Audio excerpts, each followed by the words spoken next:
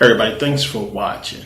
Now, this series on ancient history is really going to get into the biblical transition of, real proven history into the Bible, into what people believe is actual history today. So basically, when you look at the Bible and you read about all the stories, you read about the wars of the Israelites or what have you, you have to understand, as I stated before, this stuff is from proven history. This is why you get the Hebrews and some of the Christians saying, well, black history is in the Bible is all true, it's proven, But you have to understand, just like they plagiarized from Kemet, they took real history, real proven history, and plagiarized it and just, changed it around to fit the Bible. But just like I say to the Hebrews and to the Christians, nobody else wrote about those civilizations. Nobody else wrote about the Hebrews. We should find in different civilizations around the world, what these people did. Other people should have spoke about them and what have you. We don't find that.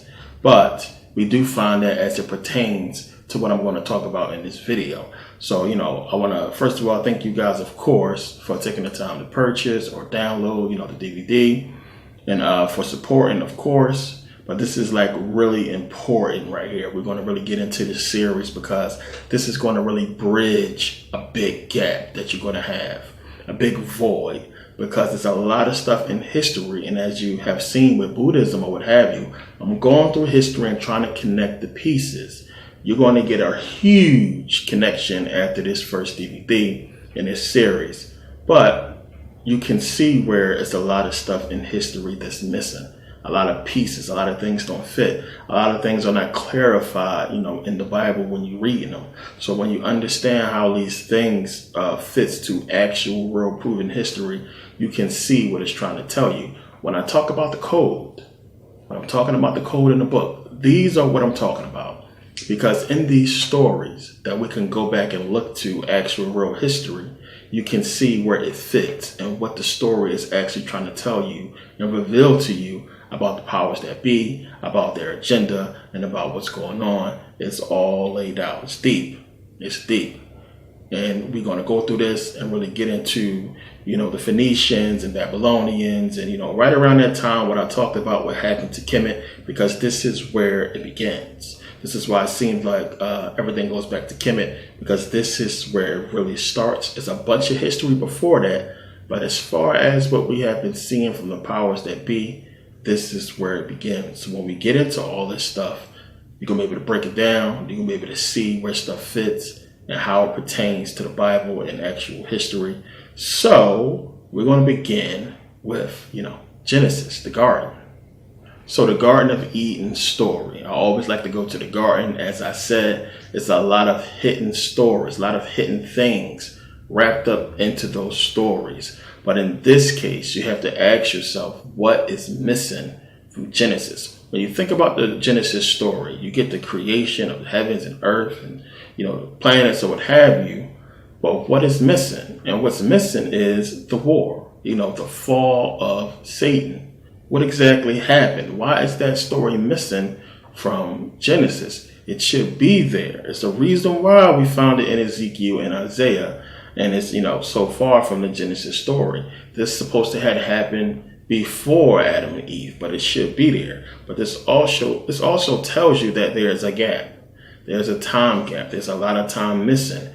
If God created the heavens and the earth and, all of a sudden we get man, we get Adam and Eve, there is some time missing. What's going on? Then all of a sudden, Satan shows up in the garden. There's a lot of time missing. And it's a reason why, they put it that way. So when you get to Ezekiel and you start reading about the story in Ezekiel 28, you start reading from 1 to 13 we'll go to. Well, matter of fact, we'll go from 11 to 13, keep it kind of short. But when you start reading in Ezekiel 13:1, it's talking about, he's talking to Tyre, to the king of Tyre. As a matter of fact, he's talking to the prince. That's another thing you got to understand translations in a lot of the versions. In some translation, it translates into prince in most of them, but in some it translates into king, or what have you. So, just be mindful of that. It don't matter in any case, but just understand. that he could possibly be talking to the king in the beginning, and the king, when they're speaking to Satan. So you'll understand in a second. But it starts out with Ezekiel basically speaking to the prince of Tyre, or Tyrus. Understand, Tyre is Tyrus, same thing. Get into that.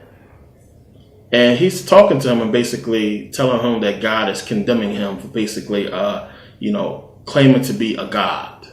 So he's basically condemning the prince of Tyre, or Tyrus, for claiming to be a god. And then as you go on, you realize that, he's starting to talk to the king of Tyrus. And basically what he's explaining to the king, fits the story of Satan. This is one of the things you got to understand. When you start getting into the story of Satan, it's confusing. It's confusing, and you'll see in a second. So we read here, Ezekiel 28:11-13. It says, "Moreover, the word of the Lord came unto me, saying, Son of man, take up lamentations upon the king of Tyrus, and say unto him, Thus saith the Lord God, Thou seatest up the sum, full of wisdom, and perfect in beauty. Thou hast been in Eden, the garden of God." Think about that. "Every precious stone was thy covering, the sardius, topaz, and the diamond, the beryl, the onyx, and the jasper, the sapphire, the emerald, and the carbuncle, and gold, the workmanship of thy tabrets," which tabrets are these things right here, "and of thy pipes were prepared in thee in the day that thou wast created." So it starts out with him speaking to the king of Tyrus. So clearly, and what he's saying cannot pertain to him, but it's talking to him. But we know for damn well this man wasn't in the Garden of Eden. We know that this human man can't have, these jewels built into his being. So we understand this verse is to be talking about Satan. A lot of scholars are in disagreement on the verses and what it actually means. Some people think that, it's, him trying to basically compare what the king of Tyrus is doing to what Satan did. That doesn't fit. A lot of scholars believe that the king of Tyrus was possessed by Satan, which makes a lot more sense. But when you read it, they seem to be coupling Satan with this man. Think about that. Why are they making a comparison? Why is it coupling Satan with this man? It's not being definitive and saying what's exactly going on. Is this dude possessed by Satan? Are you talking about Satan, which clearly he has to be? Who else was in the garden? Nobody else but Adam, Eve, the serpent, God. Definitely wasn't this dude. So what's going on? But we see this coupling of this story of Satan with the man. We see it again in Isaiah. So we read Isaiah 14:12-16 says, "How art thou fallen from heaven, O Lucifer, son of the morning? How art thou cut down to the ground, which did weaken the nation? For thou hast said in thy heart, I will ascend into heaven. I will exalt my throne above the stars of God. I will sit also upon the mount of the congregation in the sides of the north. I will ascend above the heights of the clouds. I will be like the Most High. Yet thou shalt be brought down to hell, to the sides of the pit.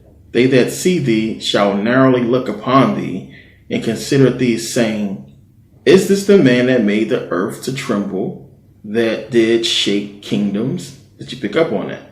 It said, "Is this the man that made the earth to tremble?" That basically brought down the kingdoms. Is this the man? See, a lot of people, when they think about Satan, we hear him referred to as, the serpent, the dragon, the beast, Lord of the things that fly, Lord of the air, what have you. A lot of people don't conceive man, because when you say the word man, you think of man, mortal man. So how could this man be Satan? How could Satan be a man? Satan's supposed to be an angel, Lucifer, the light bringer, what have you. So when you look at the verse, it's clearly saying, is this the man?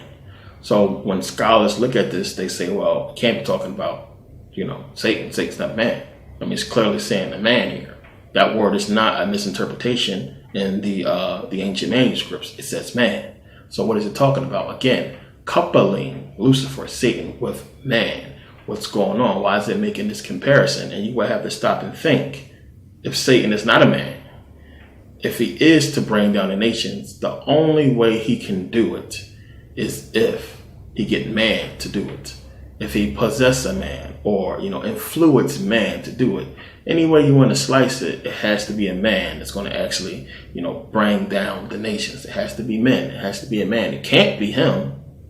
So you have to really think about that. But again, it's coupling Satan with man. It's giving a comparison of Satan with man, just like in Ezekiel. You have man and Satan. So think about that. So you look at the Genesis story, we understand about Satan being there. But it's not giving us the story of Satan. What happened? How does he know what he know? What is he doing in the garden? Doesn't get into all that. But then, as I said, we go to Ezekiel, we go to Isaiah, and we see these stories that I just read about the sort of, origin of Satan. But it's not 100% clear. It's not clear. Now, a lot of people do not understand that. A lot of people don't get that. You would think that somewhere in the Bible, even if you're one of the people who don't read it, that there is this definitive story about what's going on with Satan. A lot of people go to Revelations and get confused about the story, about the war. A lot of people get confused about what's going on and don't understand if it's talking about before or after. Is it talking about at the end or about the war in heaven? And when I say the war in heaven, I mean when it first went down, when Lucifer and his angels was cast down. But remember, it says in Jude that his angels was locked away in everlasting chains. So when you get into Revelations and you talk about this war, it really shouldn't be. Who was Satan supposed to be fighting with when his angels were supposed to be locked away, until judgment? So, even then you would think, well, if you got them locked away, why would you let them out to come and fight you? So they got to think about that. It's a lot of stuff you have to really deal with and get into the Bible. It's a lot of it. A lot of stuff you have to really, mold your mind around. But in this case, the key here is Tyrus or Tyre. So you have to understand it's the same place to talk about the same thing. As you can see here, this is what it basically looked like on the map. We're going to deal a lot with this place. There's a lot of history wrapped up in here. It's unbelievable. And we're going to get into it. Let's read. The Phoenician city of Tyre, a rich history of industry, mythology, and conflict. According to tradition, the city of Tyre was founded in 2750 BC and is considered one of the world's oldest metropolises. Think about that. For much of its history, Tyre has played an important role in the region. The Tyrians were master seafarers and explorers. By sailing around the Mediterranean, the Tyrians made contact with other civilizations and founded colonies.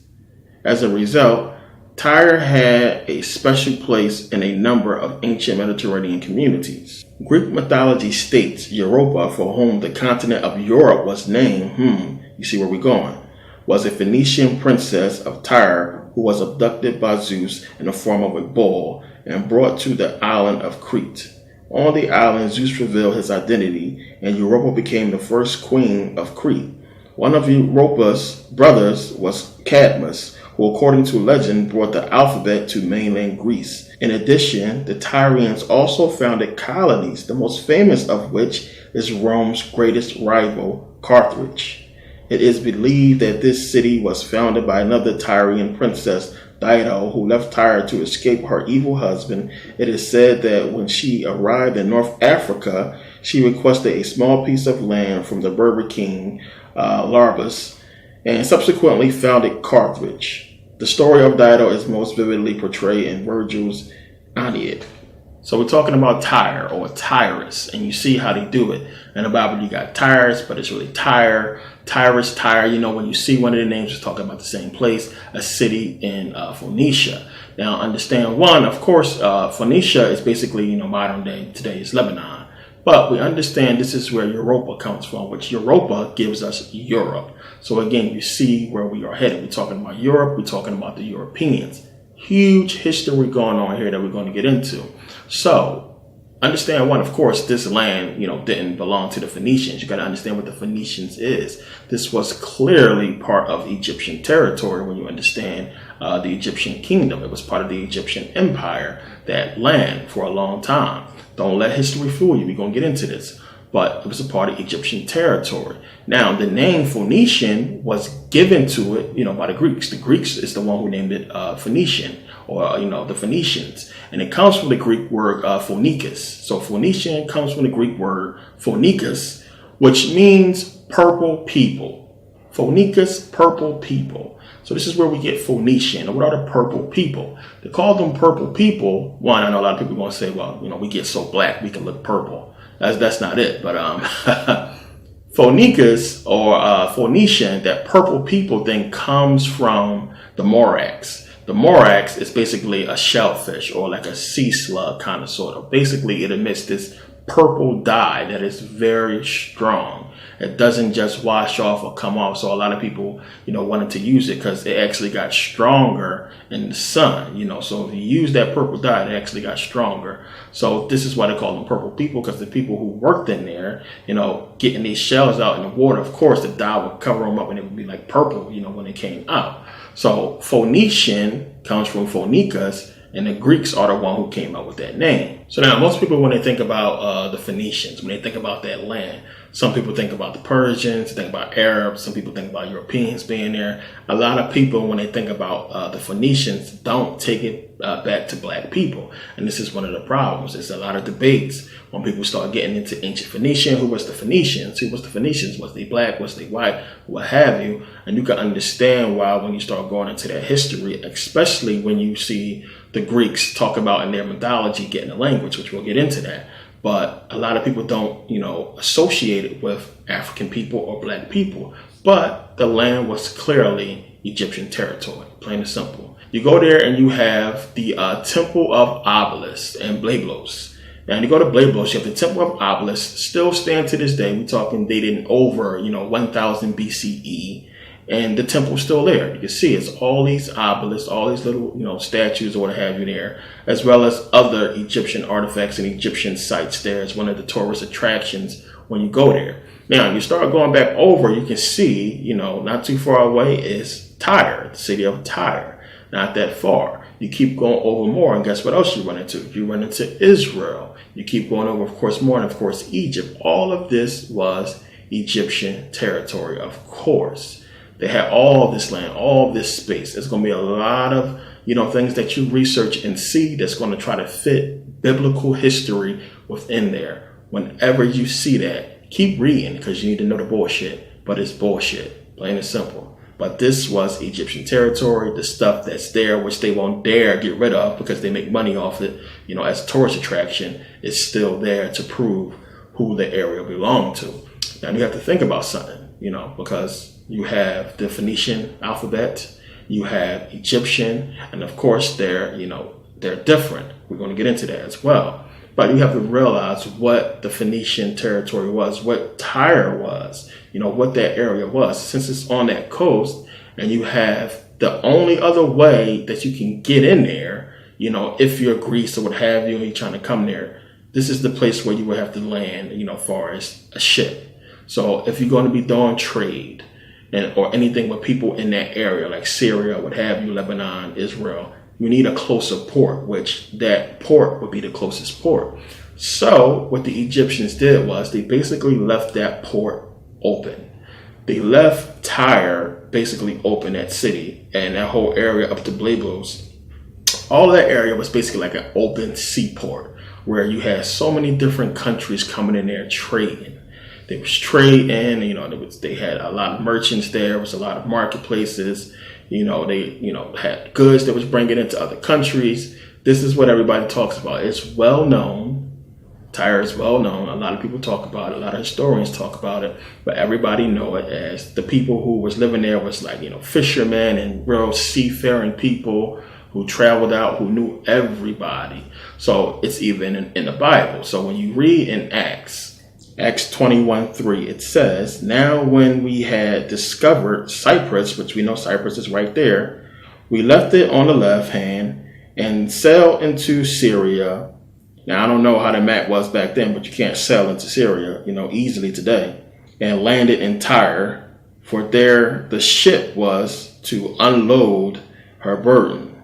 In other verses, it says unload her cargo. So they just, King James Version, kept it old school. but it says to unload her cargo, of course. Now, as I said, you're going to read a lot of stuff. You're going to start reading stuff about the Philistines and the Hebrew Israelites, some kind of war and all this kind of drama going on. It's bullshit. All of this is there to give validity to the Bible, plain and simple. We understand what happened in history. This was Egyptian land. What happened? We know who conquered that area was the Persians. So when you look at this little relief here, what it say down here, it says 500 BCE or the 5th century BCE, excuse me. Of course, we know in the 5th century, this is around the time when, the Persians took that land. So you see clearly, one, when you just look at recorded history, it all matches up. That's just one of the things we're going to go through in this video. And you're going to see recorded history matching up with the Bible, debunking the Bible. As I said, there's no way you can read the book. And if you read the book and you know history, game. Plain and simple. This is why they have to hide history, why they have to distort it. But that area clearly, belonged to the Egyptians. And of course, because, Phoenicia was an actual place, you find a lot of artifacts around that area from the Phoenicians. You go into Spain, you find from the Phoenician period in Spain, artifacts in Spain. But of course, the Phoenician period was the Egyptian period because they were Egyptians. But you find artifacts pertaining to the Phoenicians throughout the area, the so-called Middle East. And we can find this stuff. This is how we know these people were real. They actually existed because this was a trading port and so many people was coming in and out and buying goods, Egyptian stuff as well. And we can find this stuff. This stuff exists. This is how we know. This is how when you do research in history, if we ain't finding it pertaining to the Hebrews, it's not, they didn't exist. It's not real. So when we look, we know the history. We know that, again, the Persians came in, conquered that Egyptian land, which Tyre was a part of the Egyptian territory. They came and they took it.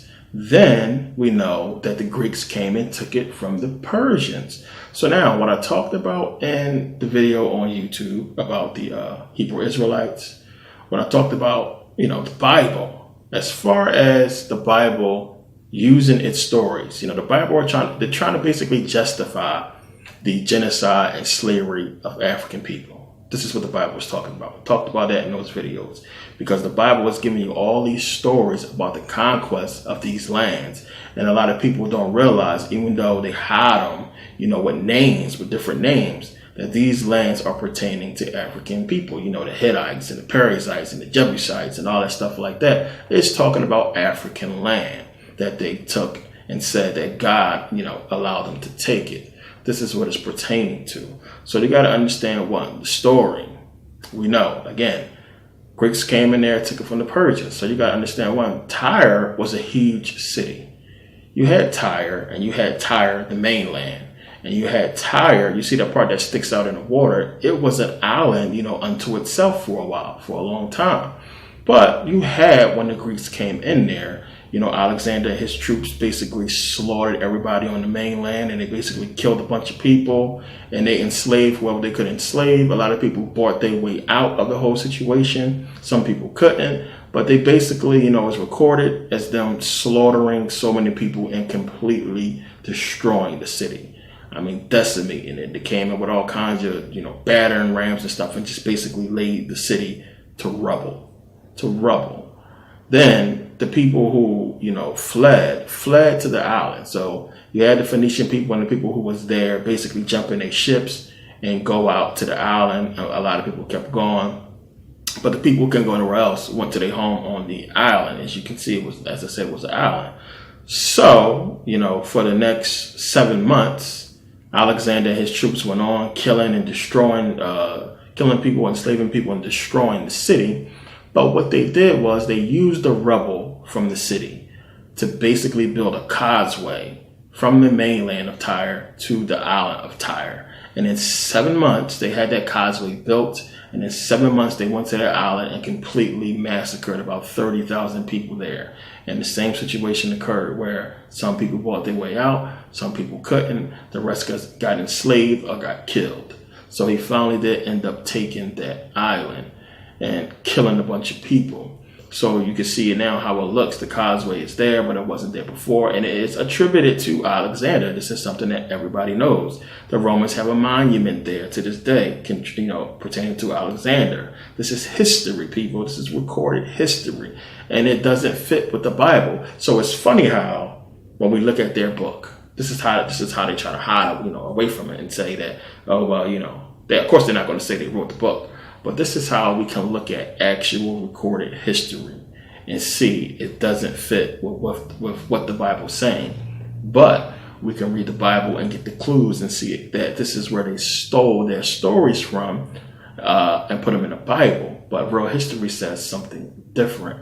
So again, when we go to Ezekiel, and understand, take note that this stuff is all in Ezekiel. When we talked about before about Satan and all that stuff in Ezekiel as well. So we read in Ezekiel 26, 3 through 6, it says, "Therefore thus saith the Lord God, Behold, I am against thee, O Tyrus," which Tyrus is Tyre, "and will cause many nations to come up against thee, as the sea causeth his waves to come up. And they shall destroy the walls of Tyrus and break down her towers. I will also scrape her dust from her and make her like the top of a rock. It shall be a place for the spreading of nets in the midst of the sea, for I have spoken it, saith the Lord God. And it shall become a spoil of the nations, and her daughters which are in the field shall be slain by the sword, and they shall know that I am the Lord." So we know it's all bullshit. But this is how you prove that the Greeks are the ones who created the Bible. This is how you prove it. One, who else would know about this history? Now, I just told you about the story about how Tyre was laid siege by Alexander. But then you read in the Bible, in Ezekiel, them talking about, God, the Lord, basically sending nations against Tyre. Now, we know there was nations that basically came up against Tyre. I won't say many nations, it was basically two, the Persians and the Greeks. So, we know they came in, but who sent them? Was this God, from the Bible destroying Tyre, or is it what we just read? And we know, you could basically say, yeah, it's God, because they are God, plain and simple. All they done is talking about what they did. So we know that these people basically proclaim themselves as God. That's what's hidden in the book. They are the people who they are talking about when it's talking about the Lord and God. Like I said, it's no coincidence that we have the Lord in the Bible, and that's what English people call each other, lords. So no coincidence. These people know who they are, and they put themselves in the position as God in the Bible, and it's easy to break through that. So, it's crazy. The Greeks and the Romans been calling each other gods, proclaiming themselves to be gods for hundreds of years. So when a black man say he God, he tripping. Oh, that nigga tripping, talk about something, he God. The Greeks and freaking Romans been saying they're gods, big statues and monuments to themselves, to the Caesars or what have you. As soon as we say it, we tripping. And these people stole everything they know from us. So understand, again, the whole metaphor of God goes back to them. And what they're doing is them proclaiming, exactly what they did. It's all bullshit. It's all bogus. But this is how we can go in and see who wrote what. So on the one hand, you have the Bible giving us the story of Tyre, but then you have actual recorded history talk about something completely different. So it's going to get even more deeper. We're going to decipher this thing real quick using the Bible and actual history. And it's easy. Because the thing is, one, a lot of people read this stuff and get confused. But as I said, when you know the Bible and you know real recorded history, it's easy to break down, as I'm doing right here. But again, let's go to Ezekiel again. Ezekiel 26:7 says, "For thus saith the Lord God, Behold, I will bring upon Tyrus Nebuchadnezzar, king of Babylon, a king of kings from the north, with horses and with chariots and with horsemen and companies and much people." There is no proof of a Nebuchadnezzar coming into Tyre and basically laying siege to the place. There's no proof. We're going to bust it up in a second to prove the point. So understand, one, when I talked about before, when you hear about the Philistines and the Hebrew Israelites, what have you, in Tyre, it's all bullshit. They're trying to create this faulty timeline again to try to make it an inconsistency in the rulership of Kemet. Because if they can do that in the rulership of Kemet and the Egyptian territory, then they can interject, they people in history. Because remember, they got to fit themselves in history somehow, some way. They got to try to fit themselves in there. By them saying, well, the Egyptians didn't always rule this land, but they did. Because we know we can prove it. But they'll admit that the Egyptians did rule Phoenicia. But they say, well, it was off and on, off and on. But the Egyptians, being the cool people that they is, basically said, all right, we own this territory. We basically teaching y'all anyway. Let's just use this land, because the Egyptians was basically neutral because they work with everybody. Let's use this land so nobody won't feel cheated, and let these people come in and use this land as a port. Again, Dr. Ben, Dr. Clark and them talked about how much good the Egyptians did for everybody. Even when people go and look at the artifacts and the history of that land, they see it pertain to many people. But everybody it goes back to the Egyptians. So when they find a lot of the artifacts from, the Phoenician times, it goes back to many different countries, different people, because the Egyptians let so many people win there. So, all the Greeks had to do was take real history and distort it. Stuff that you can go back and kind of say, maybe it's possible, cast out, conceal it, distort it, so they can kind of interject, history in there. And this is exactly what they did. So it's saying that Nebuchadnezzar, God sent Nebuchadnezzar there to basically destroy the city. Now, bullshit. Prove it. Prove that Nebuchadnezzar came there and destroyed it. Can't prove that. Especially when we have already recorded history, proven history of Alexander destroying the place. So, again, Bible says one thing, proven history says something else. Nobody can prove that he came in there. It's not possible. So the thing is this, and again, this is how you bust open history, or bust open the Bible by understanding history. Again, the only Nebuchadnezzar, because there's a bunch of them, the only Nebuchadnezzar that could have been close to the time that this happened with the destruction of Tyrus, either one, the only Nebuchadnezzar that could have been there during that time was Nebuchadnezzar II. But he died in the 6th century BCE. Which is long before the destruction of Tyre.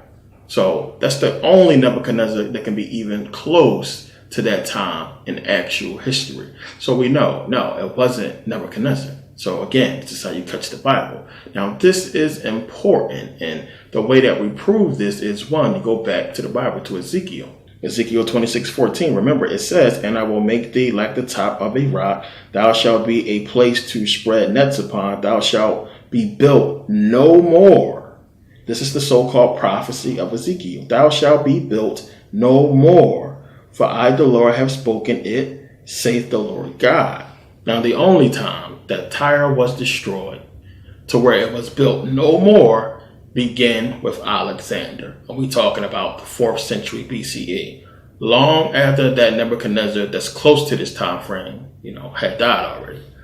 So we're talking the 4th century BCE. So that's important because ever since Alexander destroyed the place, you had the Romans coming later and basically take it from the Greeks, and they built on it, and then that got torn down by the Arabs. So this ruin that I showed you with the basically the temple of the obelisk or what have you is ruins. That whole area is a tourist attraction to this day. It's still in ruins. It's nothing built on there. You can see the remnants of Rome there, the remnants of Greece there, the remnants of the ancient Egyptians, but it has never been rebuilt, the city that was destroyed. So this is the so-called prophecy, which again, it's one of those prophecies where it's bullshit.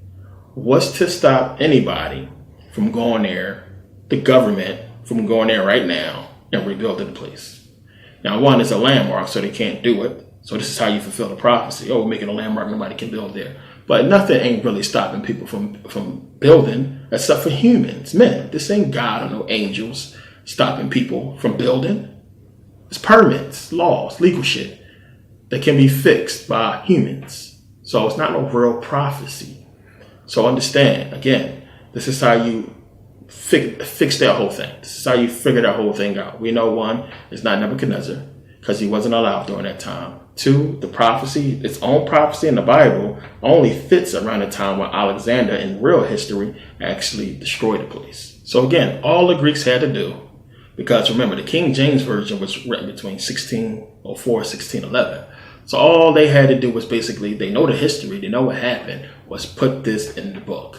They understand recorded history is already documented by many people. All they had to do was put it in a book, distort it, and make it as if, it fits with biblical history. Because when you go back during that time, you can say, well, such a thing happened. I guess it's talking about them. No, this is actual history. So we know it's bullshit when it's talking about Nebuchadnezzar. Now, another one of the daggers that basically gives it away we can find in the Bible. Again, talking about Alexander. The only person this fits is Alexander. So when you read again in Ezekiel 26:12 says, and they shall make a spoil of thy riches, and make a prey of thy merchandise, and they shall break down thy walls and destroy thy pleasant houses. As I said, Alexander destroyed the houses, and they shall lay thy stones and thy timber and thy dust in the midst of the water. Okay, so who did that? We know it's talking clearly about Alexander and about how he tore down the cities. He took the rubble, he took the trees, took everything and built that causeway to get to the island. It's right there in the Bible. But does it talk about Alexander? No. It's trying to divert you away from actual history, because if you follow actual history, it'll lead you to the truth, of course. But we can see what it's pertaining to. So again, you have them taking real history, distorting it, changing it, but leaving enough in there for you to figure out exactly who it's talking to. And that's for the Masons. That's for the Masons. The Masons understand, they can go in the book and understand, what it's talking to, who it's pertaining to. That's for the historian as well. Because if you're a historian, but wait a minute, damn. This can't be. This is Alexander's story. It's clear as day. But you heard people before say, Alexander is in, the Bible or what have you. Yeah, he's in there. But it's not talking about him in name specifically. But we can understand it's alluding to him to get people to break it down and understand what it's really talking about. So now remember in the Saturn and Satan series, we talked about Alexander. We talked about their whole story. And, we're going to get into that in a second. But remember, Tyre was basically being destroyed because the man proclaimed to be a god. So when you go to Ezekiel 28, as we talked about before, it is talking about the story of Satan. Remember, it's basically trying to couple Satan with this man. It's trying to give you this comparison. So he's addressing the king of Tyre, but he's talking about Satan. It's giving you this comparison in Ezekiel as well as in Isaiah. Remember, it said a man specifically. So remember, go back to the story of Alexander. We talked about how, he is the only person, who fits this story. He's the only person you can look to that actually proclaimed to be a god, who was a man that we know existed. So remember in the story with Alexander, you had his mom. Alexander proclaiming to be a god because his mom was basically seduced by Jupiter, which Jupiter would be the Roman equivalent of the Greek Zeus. So remember the depiction when you had Olympias in the bed and Zeus on top of her with like the serpent lower half. And this is basically where, he basically seduced Olympias and Alexander was born. And remember, Olympias tells Alexander on his way out to battle that, he basically is the son of a god. And he was walking around proclaiming to be the son of a god. So it's giving you that story so we can match that, with a man proclaiming to be the son of a god, with the story of Tyre, and understand all of this is talking about the same thing in this passage. It's talking about Alexander. It's trying to give you the coupling. Not just that, you have the serpent aspect. You have the reptilian aspect of it. You have Zeus being coupled with the serpent, the reptilian, and this whole union going on. It's trying to tell you something. So when you put the story together, when you look at the entire story, it's not only giving you Alexander, it's trying to tell you who is responsible for basically beginning the rise of the European powers. It's pointing you straight to Alexander. So when you go back and look at the story, it's telling you, who Satan is. Because this is when people tell you, hey, these Europeans are described as Satan in the Bible.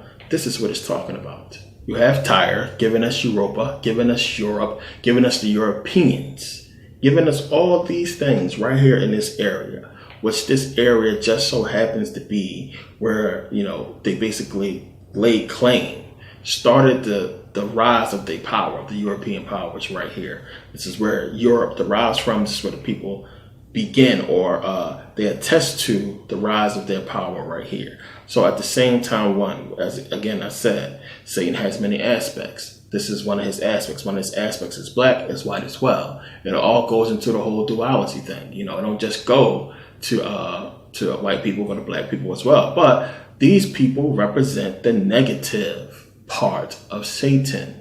So they put in all this stuff here to make you note something.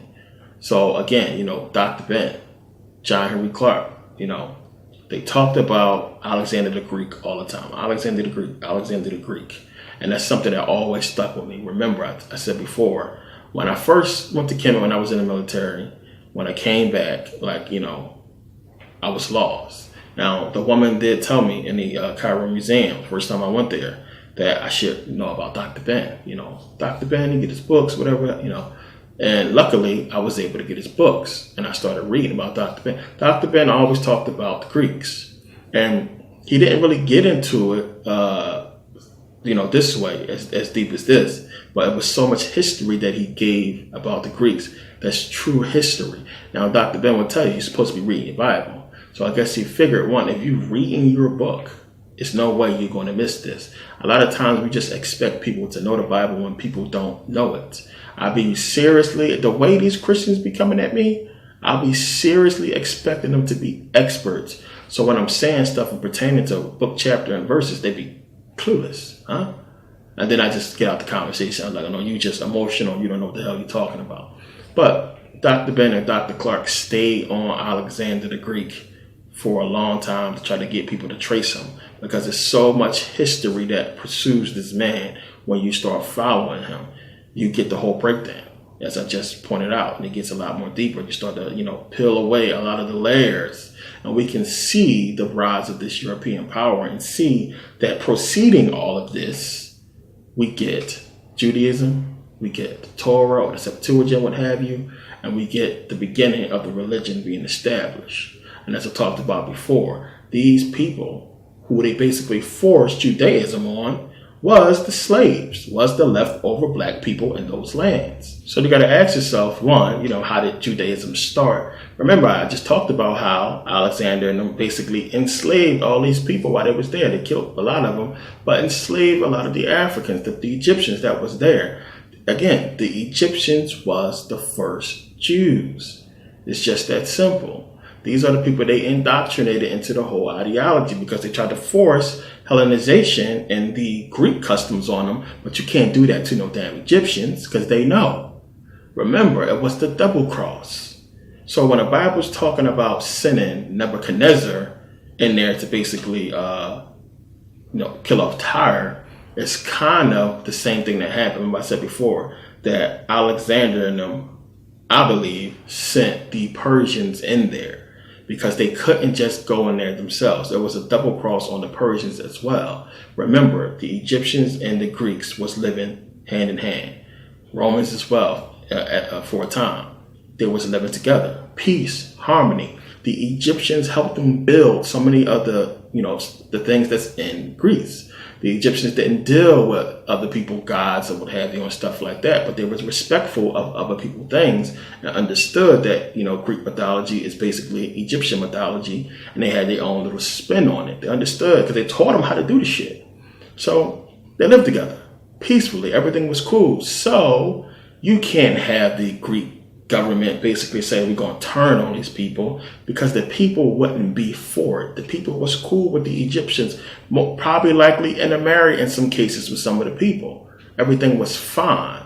So what do? You give the Persians the key to the back door and say, go in there and take that shit, knowing that you can beat the Persians later on, knowing the weakness, knowing if they get into certain points, you know how to get in there. But if the Persians take over, then you can say, oh, well, we're going in there and basically helping out our brothers, the Egyptians. Remember, they only came to help the Egyptians one time, and I forget that story, on one part of the land, but they was defeated. Some of the Greeks came to help the Egyptians out in some part of, I believe it was near Ionia somewhere, but they was defeated and they fled. But the Greeks didn't come in full force to the aid of the Egyptians. Nobody did, because people wanted to see them fail. It's like being cool with somebody with somebody who owned a mansion on the block, the biggest, best house on the block. They still looking out for y'all, but it's so much more in their house. And eventually people get together and say, I can't wait till their house fall, because as soon as it fall, I'm gonna run in there and get what I can get. People not being grateful, people who have a material mindset, not thinking about, the spiritual aspect of what the Egyptians was trying to do for them. But you had the Greeks basically fall to the Romans eventually. But before all that, you had the Greeks basically, enslaved these black people. They created Judaism and they pushed it on the people and got them to basically indoctrinate their own people with Judaism. And they eventually spread it over. After time, went by and they got people on board, they spread the religion.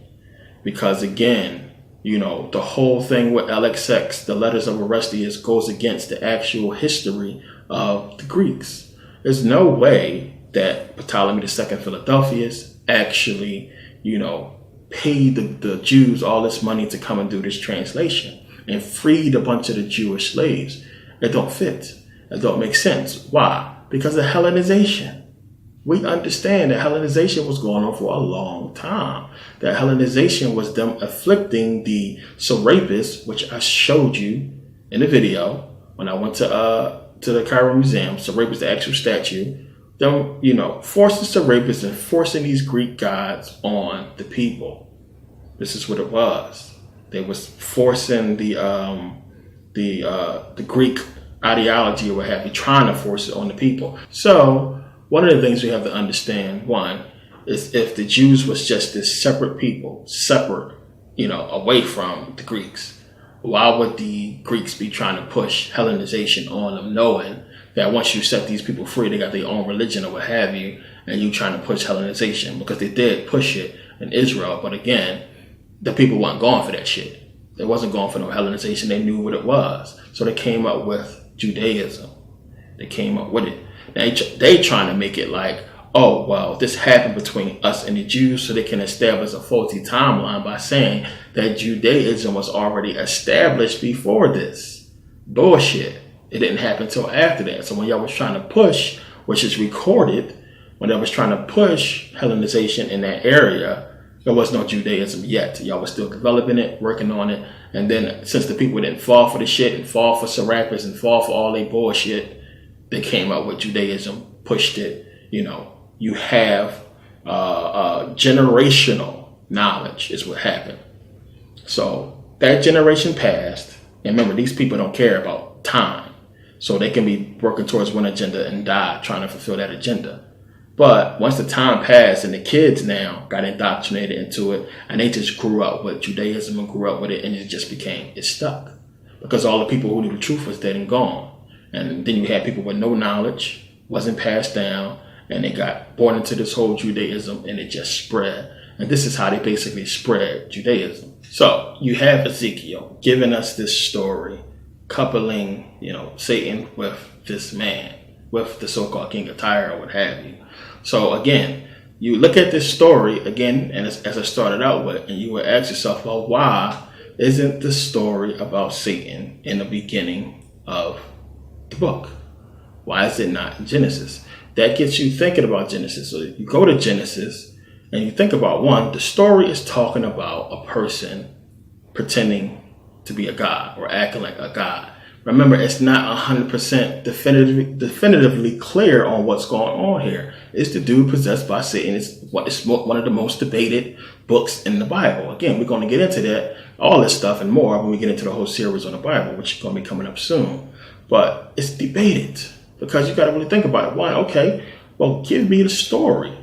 Give me the story. What's going on? What happened? Because if this was actual history and stuff that happened, you can give us a biblical account of what really happened up in heaven. Why did Satan rebel? What was going on? We know it talks about what it talks about, but go into detail the way you do with the building of Noah's Ark, as far as what the hell happened up there. What happened? But it doesn't really give us that. Instead, we get this. We get what's in Ezekiel. We get what's in Isaiah. We get distorted stuff in Revelations. It's not definitively clear, and they coupling Satan with a man and kind of confusing you as to what's going on here. So when you go back to Genesis, and it's talking about, Adam and Eve and the serpent story, what have you, and you have to look at it and say, well, damn, it's almost the same as in Ezekiel. Because understand, whatever created us, whatever it was, it's not God. That's what we would think of God. Whatever created us is not the same being that created the universe, all the other planets, the stars, or what have you. Plain and simple, it is not. So when you read in Genesis 1:26, when it says, let us make man in our image, after our likeness, what is it talking about? Again, this goes back to consciousness. It goes back to consciousness. It goes back to consciousness and existence itself. So making man in our likeness, there is no visible image of consciousness. There is no visible image of existence except for existence, something that exists. So the fact that we exist and have a consciousness, we would be in the likeness of the Creator, which would be consciousness, existence. So basically, as I said before, you had consciousness and existence create a physical form, which would be not just us, everything that we see out in the universe. So let us make man in our image, after our likeness. The image and likeness of the Creator would be what? What we are. We are that. We are the result of consciousness creating energy, creating the elements, creating matter. That's what we are. So when you go to the creation of Adam, talking about the atoms, those are the elements. Creating man from the dust of the ground. The earth, stardust. That's all it is. That's what we are. We are stardust. We are made up of stardust. It's just that simple. Everything started with stardust. Big chunks, from dust to clumps to big boulders to what have you. You go from planets, you go from grass and everything, what have you, to us. These are all elements and energy and all this stuff coming from one conscious source. It's not no being that created this body. Again, this body was created. And then when you go back to the story in Genesis, it's telling you that. Remember, let's form man. Make man. I'm going to mold this man. Like Canaan, molding man on a potter's wheel. God didn't create this spirit, this energy, this soul. They didn't create that. So when Satan goes to the garden and he says to Eve, hey, bullshit, you ain't going to die if you eat off this tree. He know you ain't going to die. Because he understood that they were gods lacking knowledge. You a God. You just like this dude. You just don't have the knowledge. You don't have the understanding of knowing what you are. Know thyself. Going back to the Egyptian parable. You just don't know who you is. Why does Satan know? Because he went through the same shit. When you get into the whole parable of the story, God created him. Why don't you just kill Satan off him? Get rid of him. You can't, because he's just like you. He is you. So understand what it's trying to say here is the Creator, whoever it is just like us. Made from what? Stardust. It's not the real, supreme consciousness of the universe. It's just whatever these beings are that created us. They are made from the same thing as we are. They have more knowledge than we do. They have a different composition than we do. They have more knowledge. They can do more things. They are, more experienced in this universe than us, but they are not the creator of the entire universe. So when you're tracing all this back to the powers that be, when you're tracing all this back to Ezekiel, when you're tracing this back to, what we talked about as far as these people proclaiming themselves to be God, is basically telling you exactly the same thing. That these people are proclaiming to be God, claiming to have all this power. They may know more than you do, but in essence, for real, they just like you. They are not all powerful beings. They are not the gods, the creators. It may seem that way because they trick you to believe they are. So now remember, we talked about the purple dye. talked about the purple dye of the Morax, and the purple dye that basically gives Phoenician its names. It's named from the Greeks, who called it Phoenician, from the Greek word Phoenicus, and that purple dye. Now, purple dye, again, everything that we've been seeing so far, you can go in the Bible and you can find purple dye as well. So when you look in Ezekiel 27:7 says, "Fine linen with broidered work from Egypt was that which thou spreadest forth to be thy sail. Blue and purple from the isles of Elisha was that which covered thee." So this is Elisha. Elisha is basically in ancient Ionia. Now, Elisha is a man. Elisha is the son of Jovan. Jovan goes back to Japheth. Japheth, remember, goes back to Greek mythology, to Iapetus, who was a titan. Remember, Iapetus is one of the moons of Saturn. It's the moon that looks like the Death Star. So you have all of this Greek mythology, everything pointing you into the direction of the Greeks, one, but also in the direction of Satan. Saturn, Satan. They're giving you everything right here, all in Ezekiel. Ezekiel is really important to understand when you start going through the verses and seeing what all this stuff pertains to.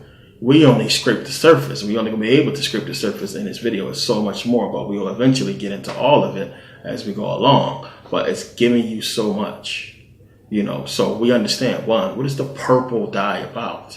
We understand this goes back to the colors of royalty. The purple and scarlet. We know about that. So the purple goes back to royalty. There was never a king of Tyre. The Egyptians didn't do that whole king thing. The only person who would even be crowned king in Tyre would be Alexander. He's the only one that will be crowned king. So they're giving you the clues here. What did they do? We're talking about, one, this is the birthplace of Europe. The Europeans are the one who started this whole king shit. Kings. They talk about kings, one, everybody was kings, this and that. And the thing is, the timeline is out of whack. Because you would think all these territories that existed during the time of Kemet, around the time a lot of these people was king, they had no concept of it. It was just about conquest. The whole king things was them understanding how a governmental structure was set up. We had that in Africa, not just in Kemet. So they got it from us. But this is how they began their kingship, the European powers. Purple was their color. We understand about purple and scarlet. In the Bible, we know the Vatican. That's their colors. They wear purple and scarlet. So they're trying to basically mark, as I said before, the beginning of their reign. So you had the siege of Tyre and the siege of Israel, which is one of the reasons why Israel is the Holy Land, because you have the religions come together there, which are the religions that's leading everything right now. But you got to understand, look it up. 332 BC, they actually conquered Israel and Tyre at the same time. These are the holy lands to them. This is the places they still rule to this day, that they cloak. It's all still ruled by Rome. Rome never lost power. Whatever they tell you is bullshit. They are still in power and have been still in power. Again, the papacy. They pointing you right into their direction. Again, we know purple and scarlet. We know Revelation is talking about the woman dressed in purple and scarlet. When she had jewels and everything on her body, just comparing her to the same thing they said to Satan. This is why the Geneva Bible called the Pope the Antichrist. Adorned in jewels and, pearls and everything, just like they describe Satan. They describe the whore of Babylon, or the so-called, Scarlet Witch and everything you want to call her. Same shit. Pointing you right in that direction, giving you everything right in Ezekiel. You just got to look. When you start reading, there's no way you can get around it. Everything we've been talking about is going back to Europe. It's pertaining to the powers that be, pertaining to the European powers, and they rise. They lay siege to Israel. They laid siege to Tyre. They had to get into these lands first in order to, really begin their conquest. And this was what really started it for them. And it's pointing you right in this direction and giving you everything. So now remember, Nebuchadnezzar, in the book of Daniel chapter 2, remember, it's giving you his dream. Remember, Daniel was supposed to interpret his dream. He had these dreams and he tried to get the magicians and everybody to come and interpret it. They couldn't do it, so he was like killing them off or what have you. And then, he was like, Daniel, you're supposed to have favor with God or what have you. You come in and interpret these dreams for me. And he came and he basically, told him about the dreams. Remember the dreams. Think about it. Somebody's head just exploded right now. What were the dreams about? The 4 nations. The 4 nations. Remember, gold, and iron, the brass and iron or what have you, dirt. What were those 4 nations? Here they go. Here they go. Now, Babylon, we can skip Babylon. Babylon, what should be there, should be Egypt. But this is how they try to hide and distort it, putting Babylon there. But you have Babylon, which should be Egypt. You have Persia. You have the Greeks. You have the Romans. You have the Romans again. What is we talking about here? Remember, we go back to Ezekiel 26:7, I believe it was, when he basically said, I'm going to send Nebuchadnezzar to lay siege to where? Tyre.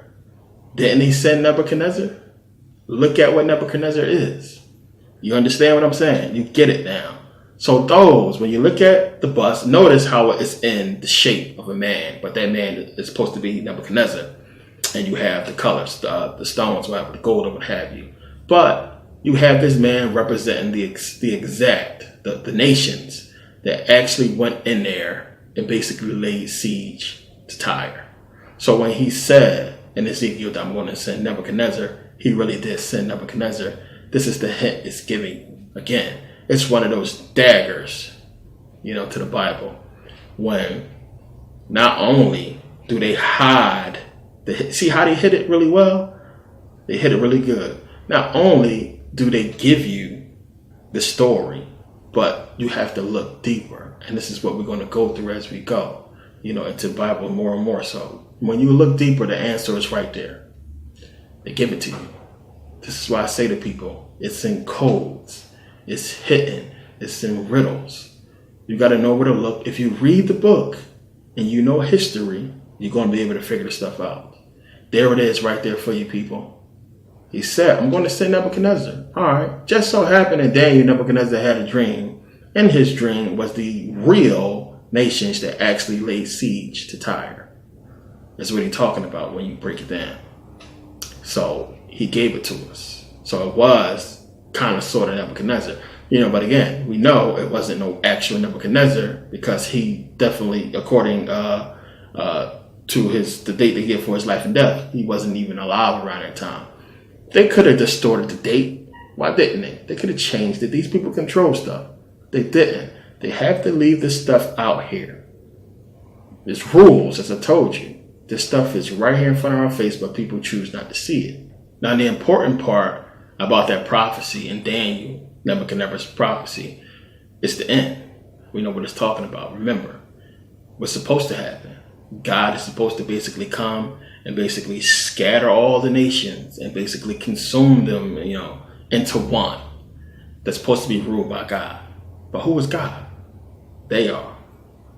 So when I try to tell people, it ain't no damn Bible prophecy coming true. It's men fulfilling what they wrote. And at the end, when all this stuff supposed to come to pass, and Jesus, everybody looking for Jesus to come back or God to come down. Hey, he was here the whole time. You ain't get the Bible? You ain't understand what we was talking about? Oh, that's your fault. It's us. It's we. Now we in control. We have everything. And when they do this, people, this is what I'm trying to tell people. This is why I try to prepare y'all for the next step. Fifth dimension, whatever you want to call it, the afterlife, whatever you want to say. Because looking at this world and the way these people is, the way that people are just so consumed with greed and materialism and just so lost, they're going to win. They're going to win. And I really believe that. Some of you watching is not going to be stuck here when they do. You're going to make it. You spend time. You sit here, you made it to this point in the video, you've been watching. You are serious about what you're doing. Not everybody is. Everybody thinks it's a joke. They don't care. They're worried about the next party. They're worried about the next episode or something. They're not serious because they think all this stuff is bullshit. Unfortunately, I can't put all this, just put it out on YouTube. One, they'll take it down. Two, it's just going to get subject to scrutiny. This is work right here, people. This is work. This is knowledge. And it's tough. One, I got to go back into my old notes and research because I wrote all this stuff out years ago. I got to put this stuff together and try to put together a reasonable presentation for you guys to understand and give to you. You know, it's not easy as it looks. So I write notes, you know, so I can remember, so I can try to, you know, I don't have to be have a really good memory. Because when something is so serious, it sticks with you. But also when you're excited about something, you get a little bit out of focus because you're so excited to speak about it.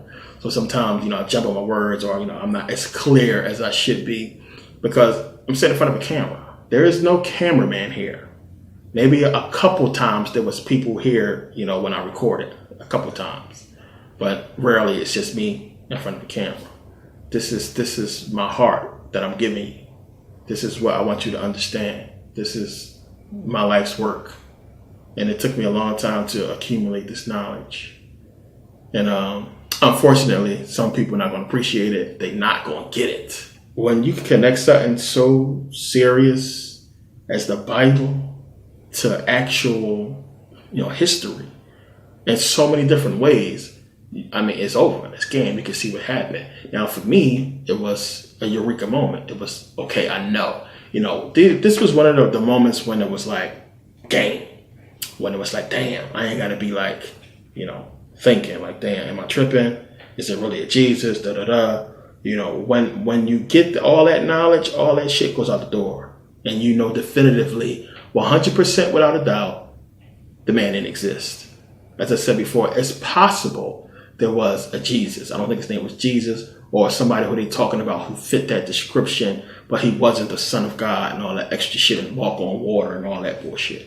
That stuff ain't true. It might have been some dude who had this knowledge and was walking around trying to preach it, and they crucified his ass, and they just made a story about it because it's the type of shit they do. But it wasn't no Lord and Savior died for your sins and all. It wasn't happening. And we'll get to this down the line. There are stories, but it's not about nobody named Jesus. It's about a couple people. But you do hear stories about, you know, remember I talked about how these people was Africans, about how some of these people had this knowledge and tried to teach it in secret to the Africans. And, you know, they was caught and crucified. This is what they was doing back then. When you got caught with that real knowledge, they crucified your ass. This is what they was doing. And it's probably what happened. But when you come into this knowledge and you get it and you understand what's going on, it changes everything. It changes your outlook on everything else. Hopefully it does. You still got to live life. You still got to go to work. You still got to do what you got to do, pay bills. You still got to survive. Do what you got to do. But don't deprive yourself of knowledge. Seriously, it's everything. It's everything. It's what's going to allow you to go and not be stuck here, because these motherfuckers is going to win because people are stupid. They don't give a shit. They don't care about nothing but themselves. They lost, and they delight in them being lost. They love it. So unfortunately, because a lot of people are ignorant and don't care about other people, good people are going to have to suffer. Don't be one of those fucking people. Get this stuff. Get it on your own. Get it from me. Get it from somebody else. I don't care how you do it. Get it. Get it. Know it. Get it in you. Because it's everything. Meditation too. You know, this stuff going to come in. It's going to start changing your dreams, changing your outlook on a lot of stuff. Because you bring it in this knowledge. You need to get this stuff. Okay, so boom. Nebuchadnezzar is basically telling you exactly who really laid siege to Tyre. Same people that laid siege to Kemet. Same people, you know, Persians, Greeks, eventually the Romans. And it's telling you everything right there. And the crazy part is, it's saying that, you know, the last prophecy about how everything is going to be destroyed or what have you. And it's funny how Islam is left out. This is why a lot of people say, because we know Islam came in. But, you know, when they came out with this, he could have changed it in a King James version and put it there so it pertains to Islam in some way. But this destruction that's supposed to happen, a lot of people will tell you that it's going to be because, you know, of Islam. So something to look out for and just think about. But think about it. You know, once these people got control of this land, now they have control of Israel. They have control of Phoenician land. They can do whatever they want. They can say whatever they want. They can write stuff into existence. But we know it's bullshit. But this is how they can come up with the whole Ptolemy II Philadelphians and Septuagint and everything by saying, it came from these people. Everything is going back to the Greeks because then the Greeks can control the story. Goes to Israel because then they can control the story. But we know it's all bullshit. So one of the things is you have the language. You have the writing. Because when you find something that's Hebrew, they always say, oh, well, no, this is Paleo-Hebrew. Because they'll tell you that, Hebrew comes from Phoenician. So you have Phoenician, you have, Proto-Hebrew or Paleo-Hebrew, and you have, Hebrew. But they can use it because they know, well, we got control of the Phoenician land. When you look up the Greek language, guess what? They say, oh, we got it from the Phoenicians. We got it from the Phoenicians. So, when you read here, the history of the Greek alphabet starts with the adoption of Phoenician letter forms and continues to the present day. Enough said. But let's go to the Phoenician alphabet. It says down here, skip all that, the Phoenician alphabet is derived from Egyptian hieroglyphics.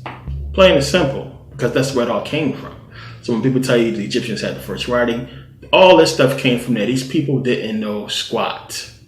Plain and simple. They got taught.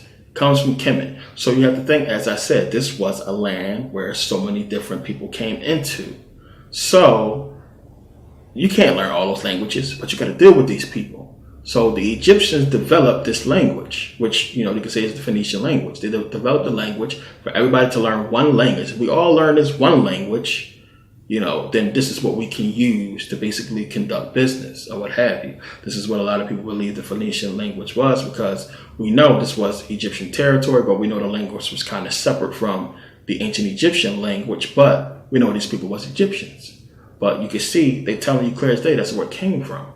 No way you can hide it. But when these people find these artifacts or what have you, they can say, oh, well,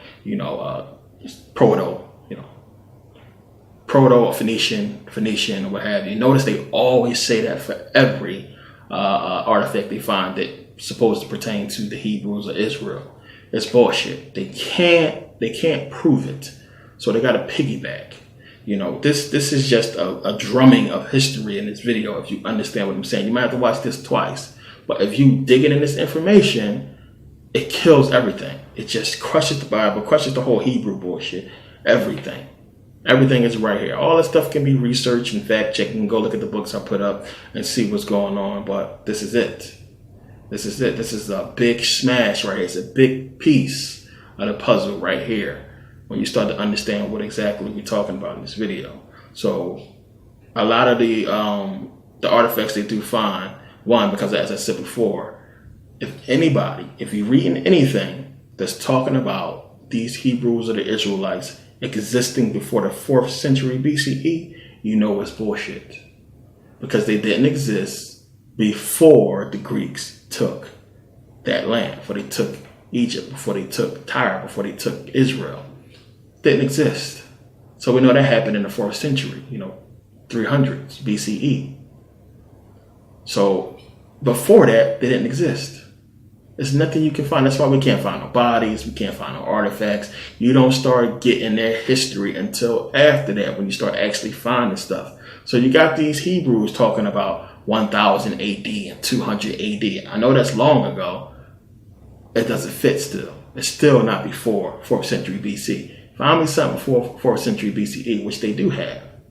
But it's not proven 100% to be real, because we know it's not real. They could put a date on all this stuff and give you these little shards and little pieces of stuff and say it's Hebrew or it's the Israelites.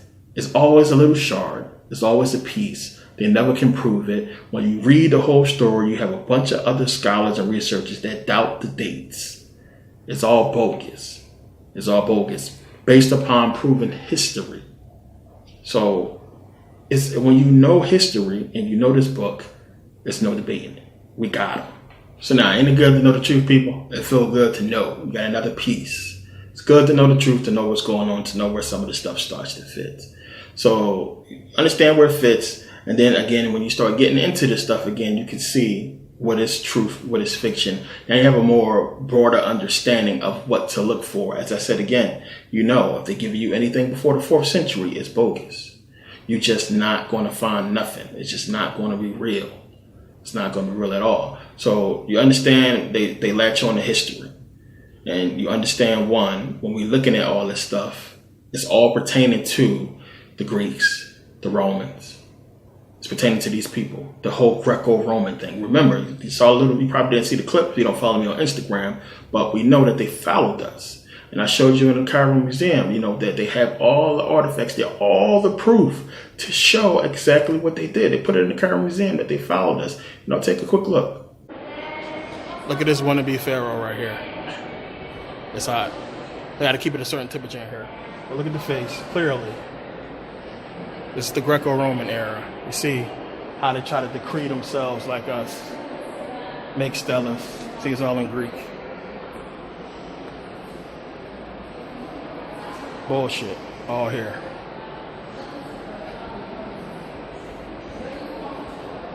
This is from the Greco-Roman era. Greco-Roman, when they came into Kemet and tried to basically, be like us. Still our shit. You see their statues here, they're putting their own little section. They actually came into Kemet and carved themselves into a lot of the walls. Here is the actual statue of Serapis Christos right here. You can see him. Serapis.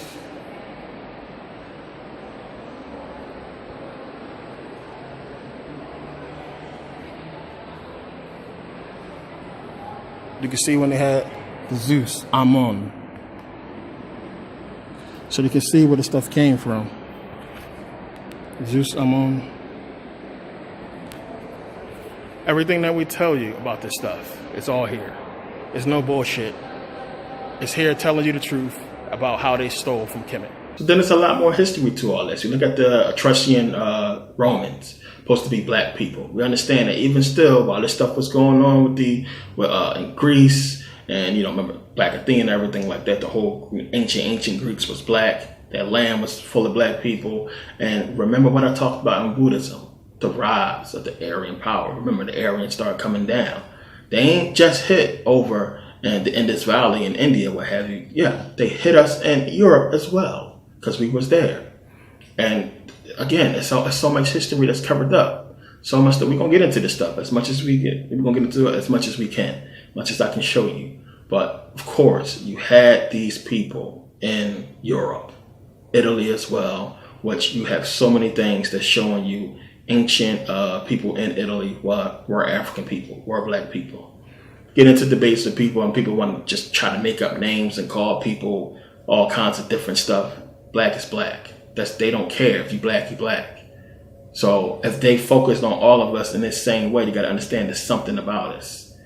And as I said before, the difference between us in America and people that's in Africa is exactly that. The people that got put on those slave ships had knowledge. They had knowledge. They wanted to get them out of Africa, away from the rest of the population, because these were the people who can actually develop the continent.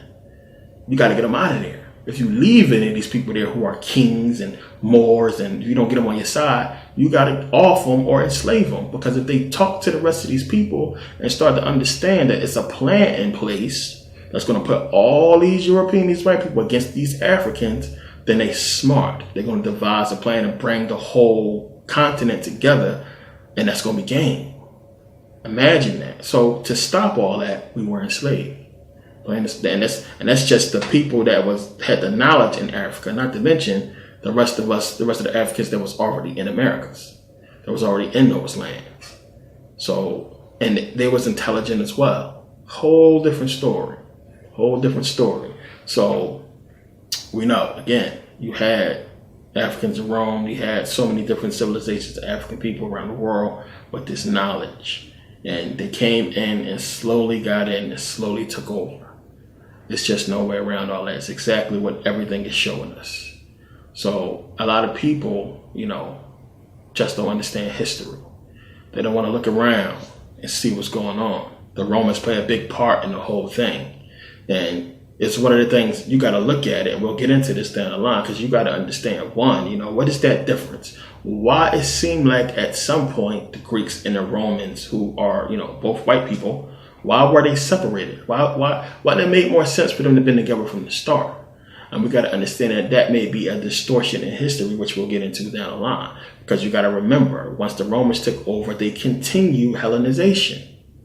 Why is it that the Romans had all these same deities that pertain to the Greeks? Oh, it's the, I just talked about before with Zeus and Jupiter, with Jupiter supposed to be the Roman equivalent of Zeus. Why? Why we found all these Roman gods equivalent of Greek gods? What's up with that? So we're going to get into all that as we get into this series more and more. And, you guys can understand what's actually taking place. But, you start to see this stuff start to come over into Judaism, Christianity, and there still was a lot going on around this time when you understand how this stuff spread. So we got to remember, people, history is everything. If we don't learn history, we are not going to understand what's going on today. Now you got a big chunk of history, and you can understand where this stuff started, how these people got in and began their dynasties, begin their rule, their control. This is where it started at. It started with Alexander. It started with them first taking the Greek land and the Roman land. Is very scarce history about all that. A lot of stuff was destroyed and covered up. So we don't have much history. We only have bits and pieces. But we know for sure, based upon artifacts and accounts, those lands was full of Africans. Where you can begin to see what took place and how these people crept in and took control. And the thing about all this stuff is the Bible is decipherable. Just like how I was piecing it together to you now, you can sit down, piece this stuff together, and prove the validity of the planet belonging to African people or African people being here before anybody else. It's easy to prove. You can break it down and show the world what these people did, just like how I just did. You can break it down and show this is where the stuff come from, because there's no denying it. And they don't have any history to back it up, but we have the proof. We have the proof to prove who we are. We have the Egyptians, there's proof. Tyre, there's proof.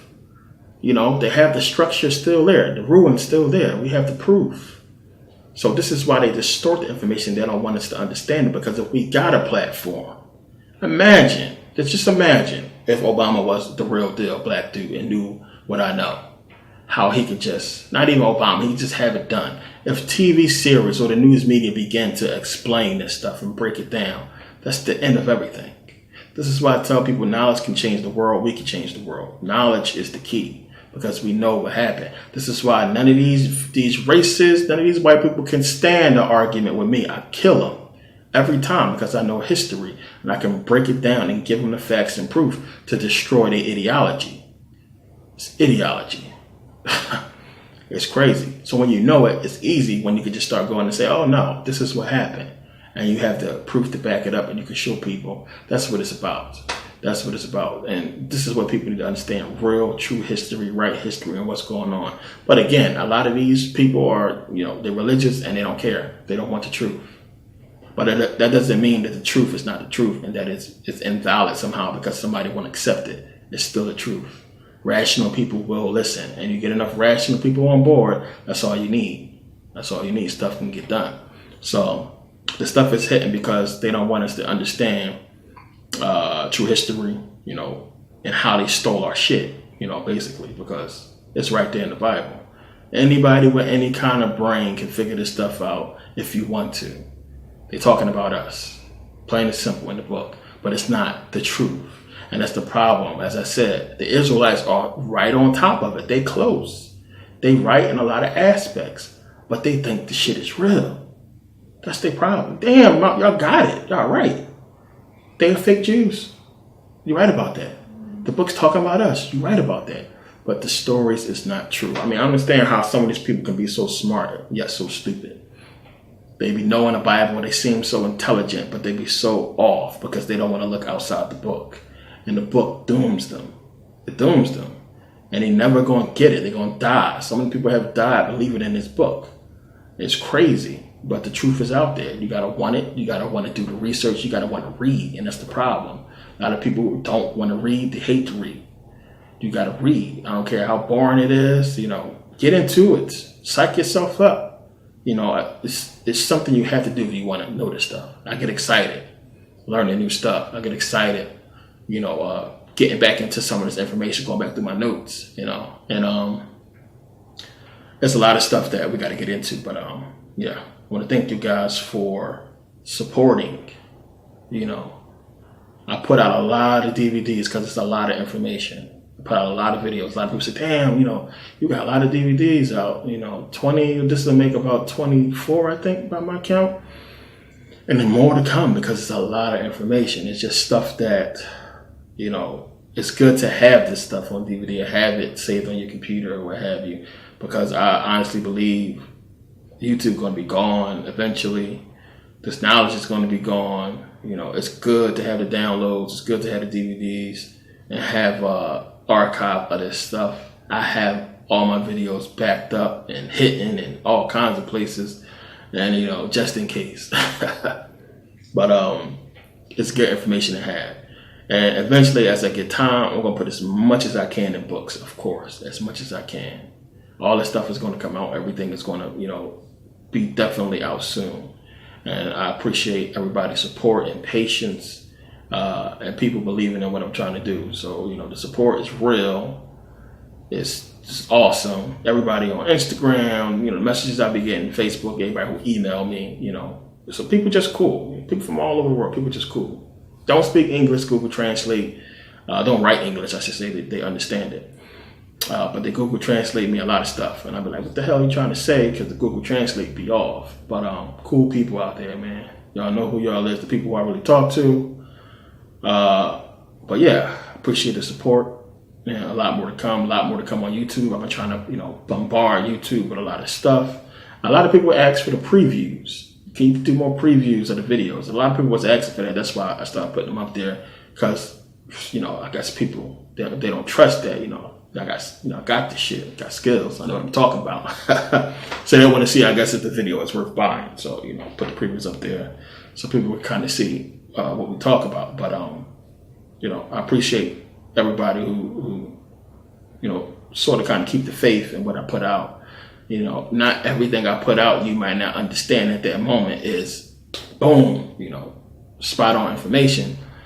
But when you go back and watch stuff, you'll understand what I'm saying, which is why I try to tell people to try to keep up with the videos, because a lot of this stuff is almost like continuations, and I kind of sort of go into old stuff a lot to prove my point. So if you have like all the videos or what have you, you understand this stuff is coming a lot more clearer.